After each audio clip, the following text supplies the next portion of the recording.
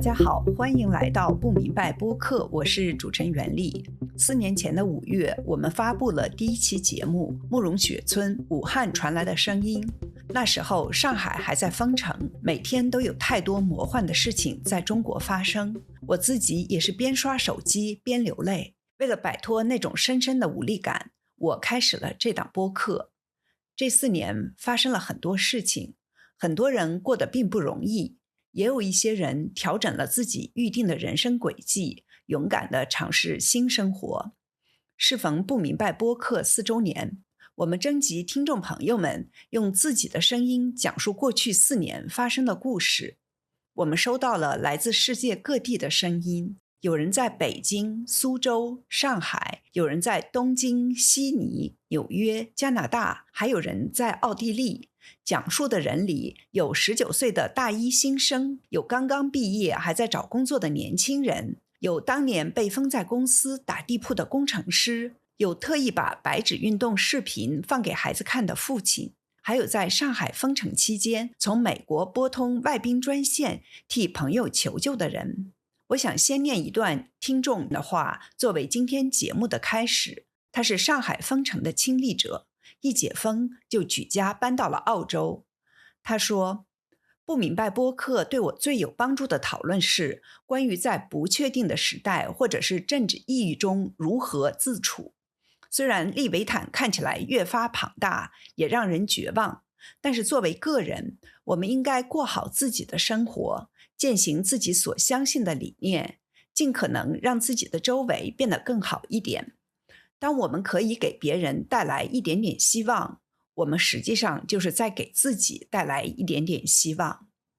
谢谢你们陪我走过这4年，也允许我趁这个机会再次呼吁，无论你是新来的听众，还是一直支持我们的朋友，请不要忘记关注我们的 YouTube 频道与各大播客平台的账号。也希望大家可以以加入会员或捐赠的方式陪不明白播客一起走得更远。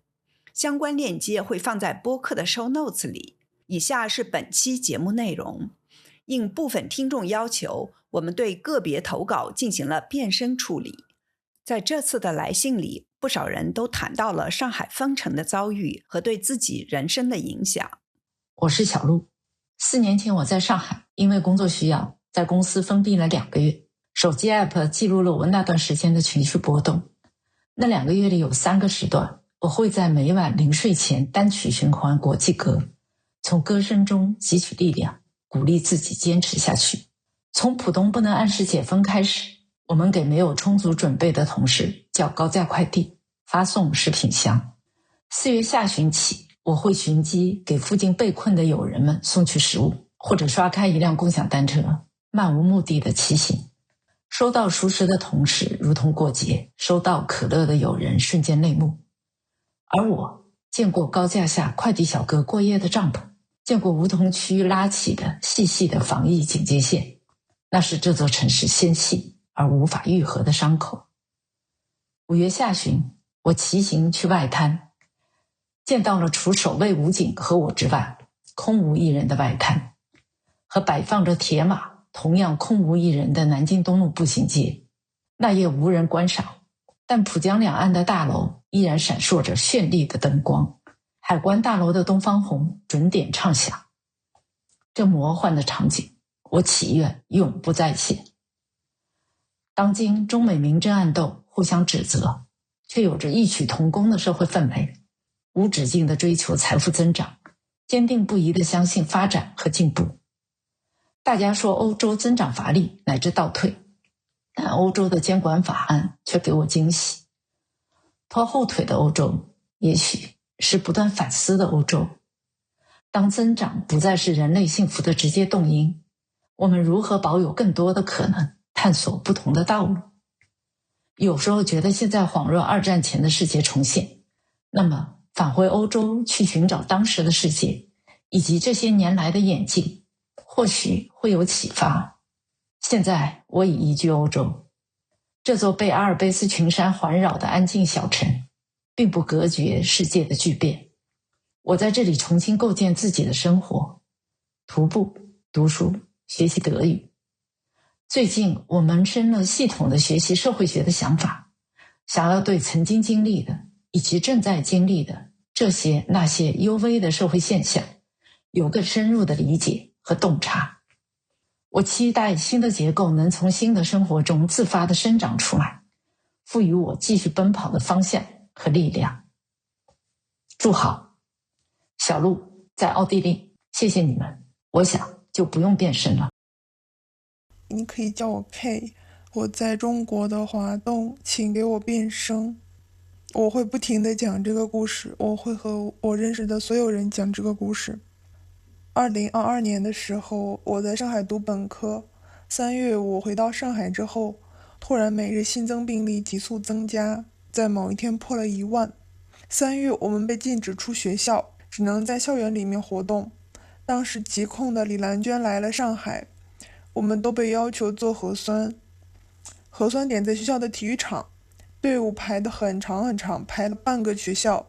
教学楼、小卖部、校长办公室都是排队做核酸的学生。辅导员还挨个打电话给没有做核酸的学生，让他们午饭可以等一下去吃，但是核酸要尽快去做。4月的时候，上海开始封城，高校也开始搞静默。我的上海室友回家去了，所以我们3个人挤在不足10平米的宿舍里面，对着桌子。我们的宿舍楼是4人寝，是上床下桌，还有一个阳台。我没有办法想象那些6人寝的上下铺的姐妹怎么办。我记得当时来月经的时候，我没有卫生巾用，只好用很厚的卫生纸垫着，省卫生巾。另一面呢，男生宿舍楼里面男辅导员带着学生们买烟。等我拿到卫生巾的时候，经期早就过去了。在那个暑假，我第一次开始探索加速器梯子，第一次有了自己的推特。在后面我开始使用导管棉条，我实在是太害怕没有卫生巾的日子了。我接触不明白播客是在22年下半年，我们学校其他专业的同学在推荐张洁平的那一期中国媒体发生了什么。下半年国家整体的命运和我们的命运更加的变幻莫测，我们依然断断续续的被封在宿舍里，看着新疆的大火、南京的白纸、上海乌鲁木齐中路的对抗。我曾经想过买一个白色的大长发圈扎在头上，作为新疆事件的哀悼，但是等到货的时候，似乎已经没有人记得这件事情了。给我印象最深的是金东彦的新冠清零才会持续多久。2023年初毫无预兆的放开，然后呢，这个播客给了我很大的安慰，知道还有这样的人在和我想着一样的问题。我最喜欢的还有24年女子主义的脱口秀。我第一次知道脱口秀也可以不是难味很重的脱口秀。现在我毕业了，目前还在找工作。最后我想用张爱玲的《赤地之恋》来结尾。主人公之一刘全，他在朝鲜战争之后决定回到中国。他相信无论什么事情都能渐渐习惯，一个人可以学会和死亡一同生活，看惯了他的脸，也就不觉得他可怕。有一些听众朋友在录音里没有说自己的名字，为了方便大家理解上下文，我替他们说一下。这是 Joanna Zhang， 在上海封城期间，她从美国拨通外宾专线替朋友求救。袁丽你好，我是一名不明白播客的听众，看到你在征集关于上海封城的故事，我也想分享一段自己的亲身经历。我2018年底去上海工作，2021年底回到美国，所以从疫情开始到上海封城之前，我一直都生活在那里。我有很多的同事和朋友也都生活在上海。2022年4月初，上海封城大约2周后，我接到了一位前同事发来的微信求助。他和母亲住在虹口区一个老小区里，他母亲长期患有慢性病，需要长期服药，也经常住院。当时他们的小区已经被封了2个星期，没有任何补给。这个小区里老人和孩子很多，食品、药品、奶粉这些基本生活物资都买不到，人也完全不能出门。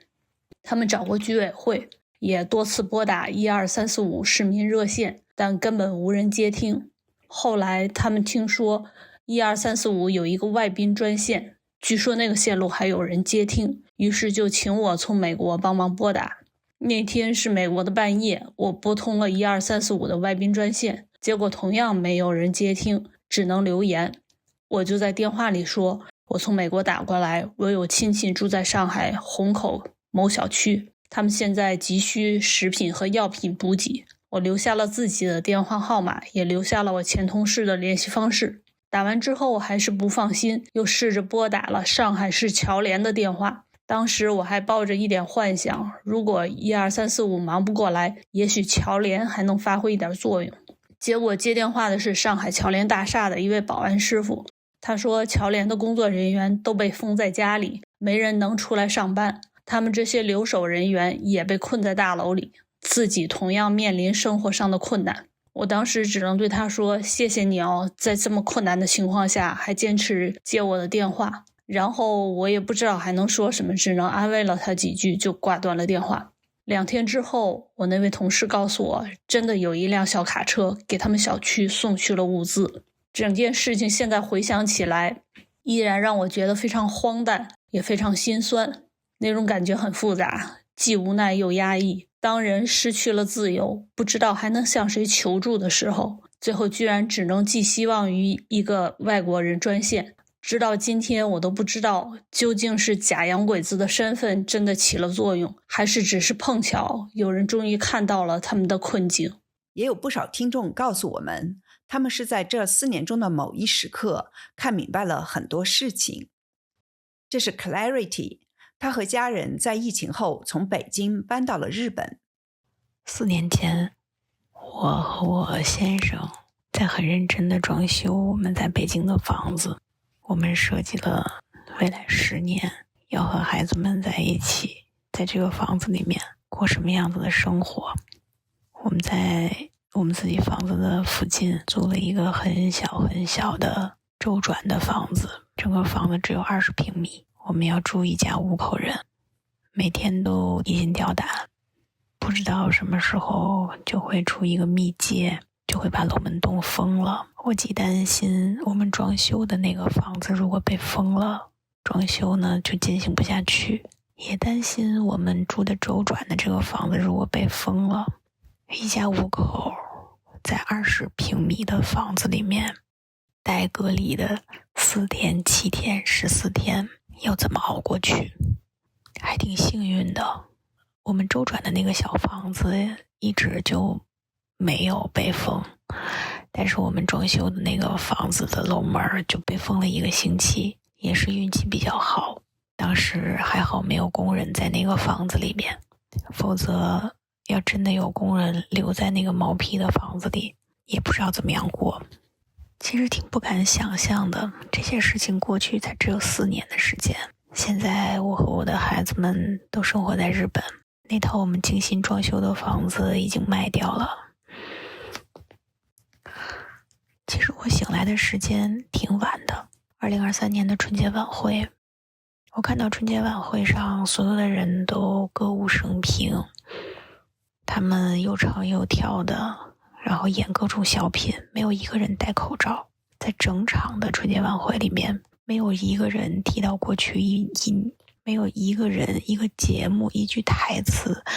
提到2022年一整年的封城、封控、核酸，各种的悲剧，各种的反抗，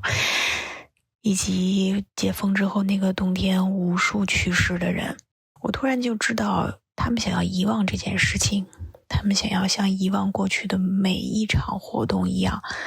当这3年的封控从来都没有发生过。我明白了这一点以后，没有任何的情绪，我既不觉得悲哀，也不觉得愤怒，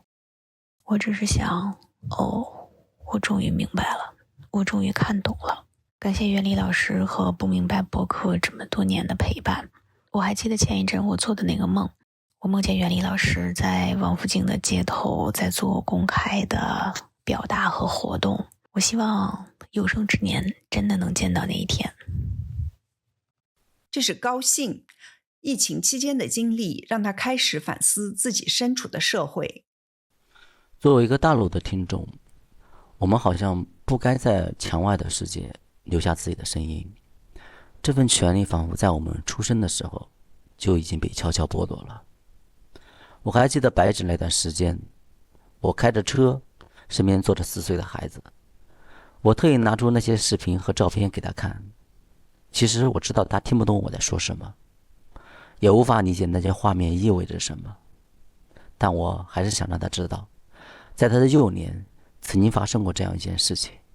有一群大哥哥大姐姐为了他们的未来，为了后来者的未来，勇敢地站了出来，甚至把自己献祭出去。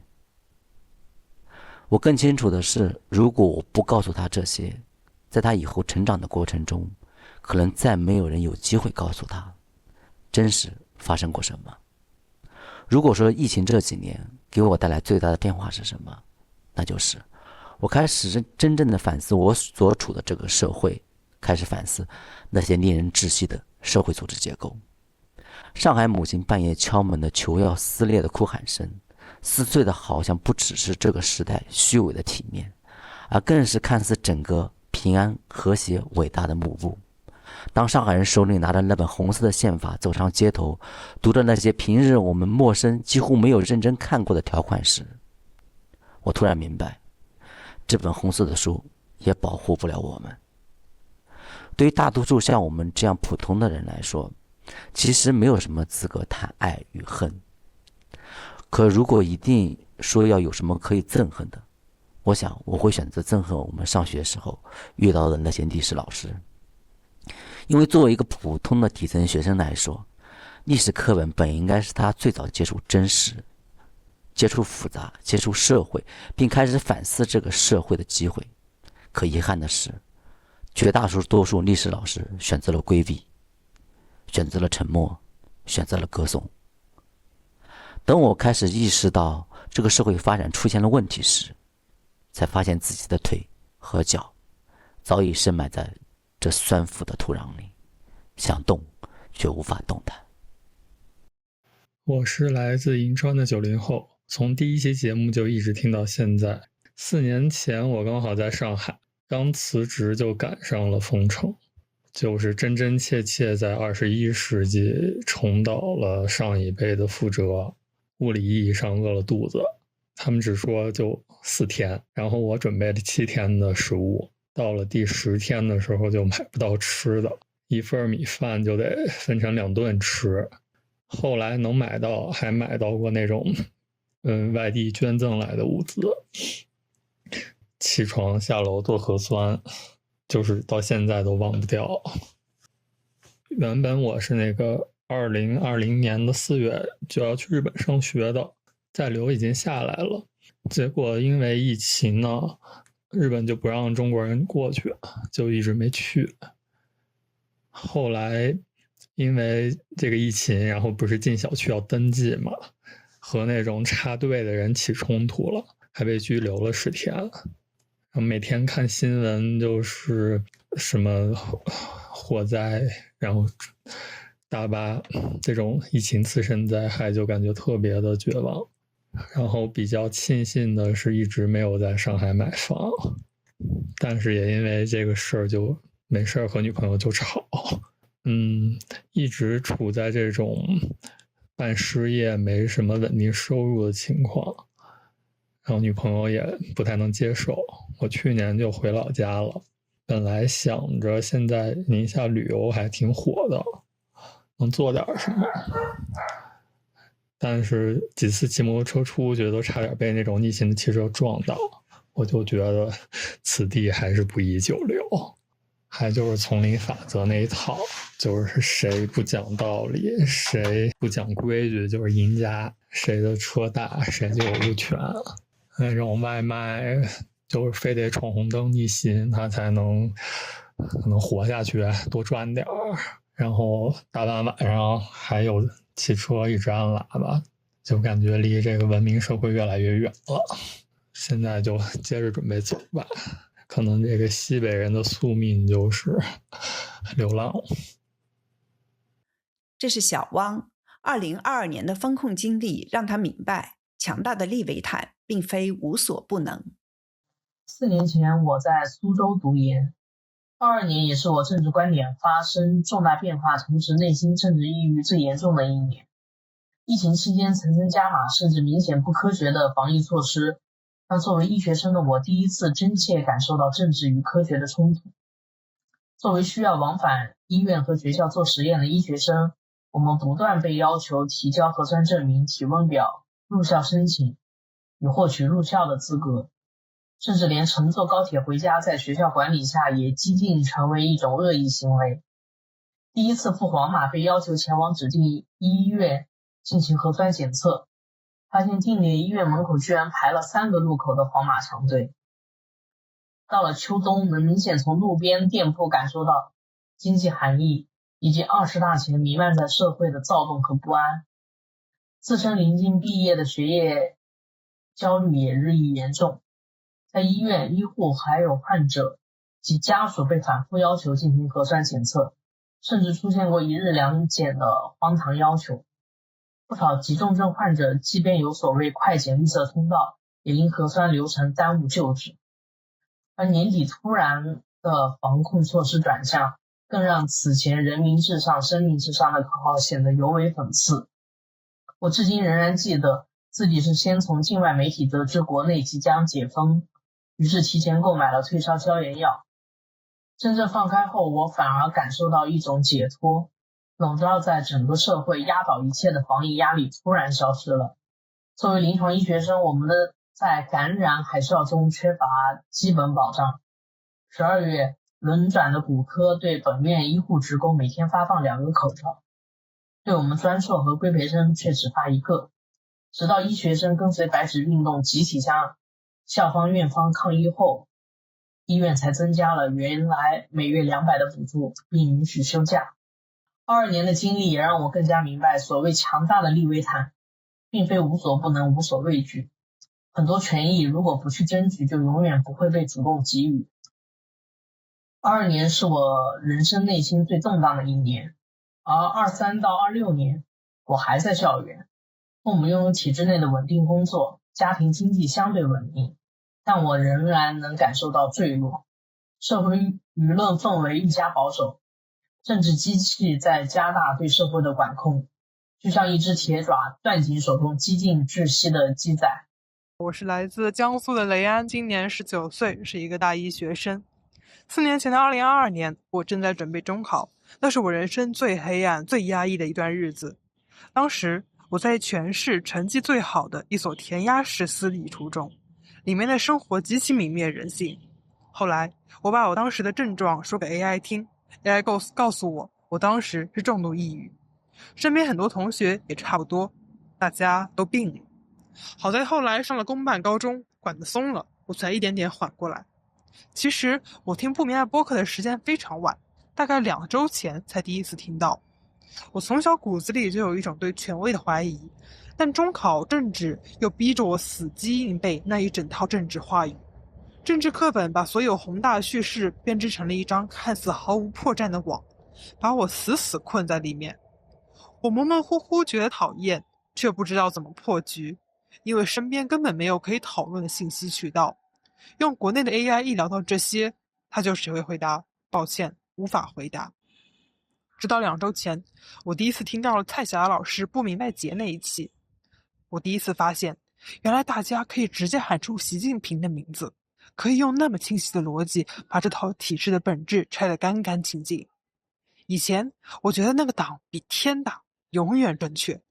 但听了播客我才发现，原来它不过如此，它只是现代政治学里一个普通的政党而已。那一刻，那张虚伪的网在我心里彻底碎了。现在回看我的家庭，我感到一种巨大的唏嘘。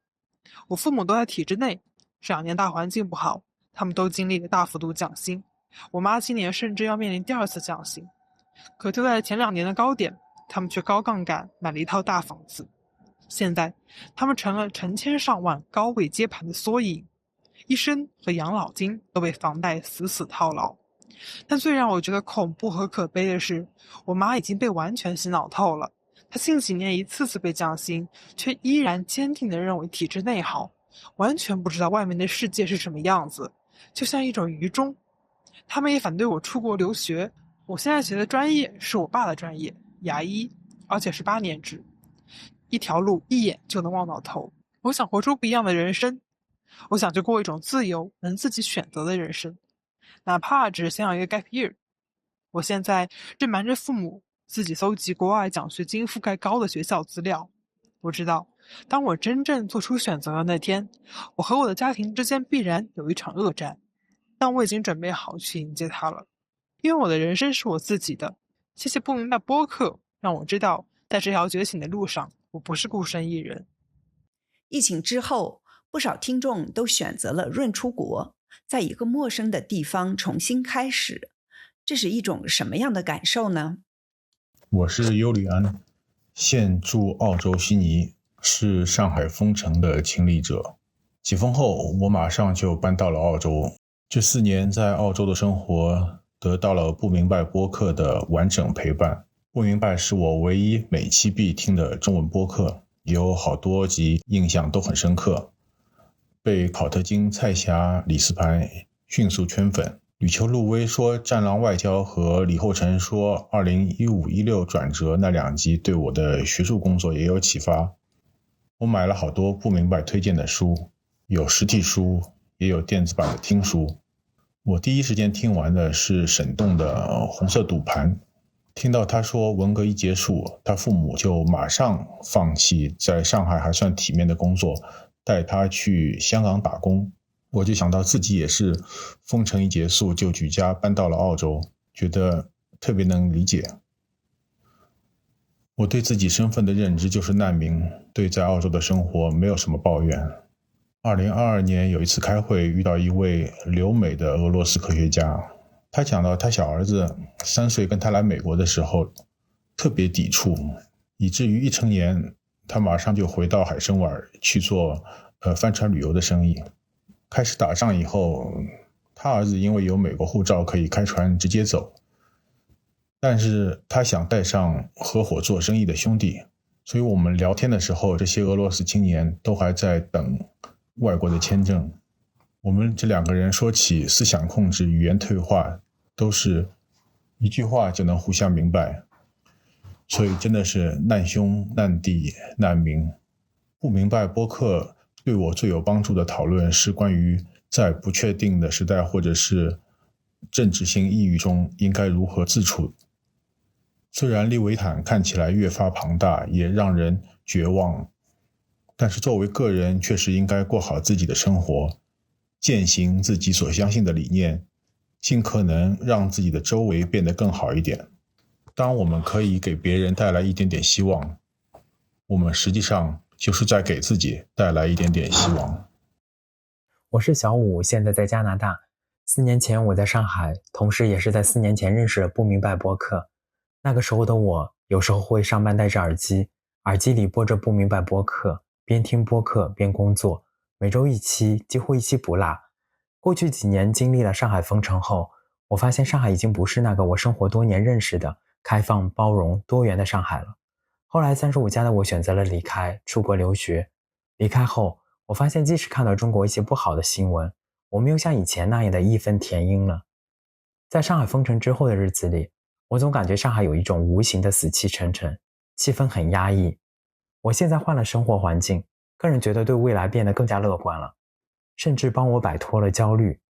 特别高兴的是，我现在已经顺利毕业，要开始新的篇章了。同时也很开心，不明白播客也在今年开启了新的篇章，有了新的栏目不明白 Talk Show。 我现在非常期待今年的不明白节，希望有机会还可以继续现场感受一下不明白节。我再分享一个故事。大家都知道在中国是不能游行的，然后去年的话，我是跟着学校的队伍参加了骄傲节的游行。然后当我脚踏上那条路的时候，跟着大队伍一起走的时候，我的眼泪止不住的往下流，一直流了很久很久。然后大概游行了差不多有2个小时之后，在终点居然有看到市长在那边跟他进行合照，然后进行拥抱。我心里在想，这就是自由吗？我叫 Charisma， 现在住在纽约，正在努力的作为一名时政类 YouTuber。5年前，我在疫情中研究生毕业回国，找了一份工程师的工作。我亲身经历过封城，被封在公司打地铺，也亲眼看到过老年人因为拿不出健康码被粗暴地拽下公交车。2022年底白纸运动爆发的时候，我受到李老师的鼓舞，和朋友约好一起去举白纸，但因为微信的信息泄露，我们被警察先发制人，直接摁住了。再到后来，也就是去年，我的推特账号被国内警方发现，我第一次被抓到了警局，也彻底丢了工作。现在我算是出逃到了纽约。我个人的经历只是时代的一粒沙，其实我最痛心的是，来到海外后，我发现很多人其实是在浪费我曾经梦寐以求的言论自由，在那些激昂宏大的口号下面，往往没有任何内核。作为一个习惯了看数据讲逻辑的工程师，我深知中国现实的就业、医疗、养老问题绝不会仅仅因为一个政权的更迭而自动消失，这些问题需要切实的政策研究，需要真正的解法。我想去回答这些问题，这也是为什么我开始做自己的 YouTube 频道。感谢大家听到这里，我不需要变身，因为当年在面对警察时我没有退缩。现在在自由的土地上，我更希望用我自己真实的声音去鼓舞更多的人。祝不明白播客4周年快乐，越办越好。我叫 678， 4年前的今天我还在中国，2022年底来到美国，2023年开始听不明白播客。过去几年我人生巨大的变化主要是2方面，积极的是我的心态从之前的重度焦虑、抑郁减缓了很多，变成轻度，既有政治性抑郁，也有原生家庭等其他方面带来的影响。还在国内时，我经常翻墙看新闻，上海封城、贵州大巴、新疆大火等，为他人感到难过，也担心自己会遇到同样的问题，无法面对，每天难以入睡。在中国，我不敢寻求心理医生的帮助，怕就诊记录影响工作生活，也怕遇到不专业的医师。攒了一些钱后，我决定逃离痛苦，前往美国。最近1年开始积极的做心理咨询，时间空间的距离和专业医生的帮助使我的抑郁焦虑有所改善。消极的变化是我的职业发展在这几年阶段性受挫。我本来的履历还不错，国内211本科，美国 Top50研究生，也曾在世界500强工作。然而疫情后再回到美国，恰好遇到行业大裁员，面试标准一再提高，加上抑郁焦虑，导致自己的面试状态不够好，求职1年一直没有拿到 offer。后来为了维生，先做了时薪$20左右的办公室文员，但是发现对自己的心理状态有一定的负面影响，现在改做 freelancer 自由职业，收入极不稳定。AI 的高速发展又让我对重回行业没有信心。我对于中国的感受跟最近那期与普利兹克奖记者对谈的播客内容类似。人们2020年时因为所谓的疫情被控制住，粉红爆发，到22年对动态清零的高压感到不满，再到23年放开后经济持续低迷而麻木。其实我感觉现在的美国人也有些麻木，但是美国的社会保障使得各个阶层的人都能相对体面的生活，也有时间空间去探索更多的可能性。所以对我来说，美国比中国更能感受到希望。可以叫我 T 小姐，我是4年前开始听不明白播客的，一期不落这4年里我的人生发生了巨大的变化吧。就疫情之前，我从来没有想过自己会离开上海，上海是我小时候的梦。我留过学，但是我也从来没有想过我要长期生活在所谓的异国他乡。但是疫情和封城之后的话，我第一次就是有了一种强烈的感觉需要离开，因为如果不离开的话，我可能会被这种窒息感弄到，觉得弄生病吧。所以某种程度上，这是我人生巨大的变化吧。我放弃了在中国所有的东西，然后我觉得就是人是可以在行动中改变自己的。我3-4年前做了行动，做了决定，然后就是自己推着自己的人生向前走，这种感觉真的很好，所以我对自己的现在的生活真的非常满意，也非常的清醒。本期节目到这里就结束了，谢谢每一位投稿的听众。不明白播客希望大家能踊跃给我们投稿，讲述自己的故事。